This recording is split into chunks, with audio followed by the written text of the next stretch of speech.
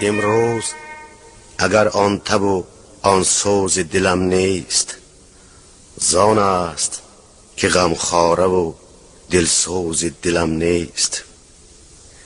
این ساعت و این لحظه و این آن گریزان، هر روز خدا هست ولی روز دلم نیست. با هر ضربان می رودم نقد دل از دست، کس واقفی انگاره مرموز دلم نیست. من ماندم و دل مانده و ویرانه سینه، در مشکل دل مصلحت آموزی دلم نیست.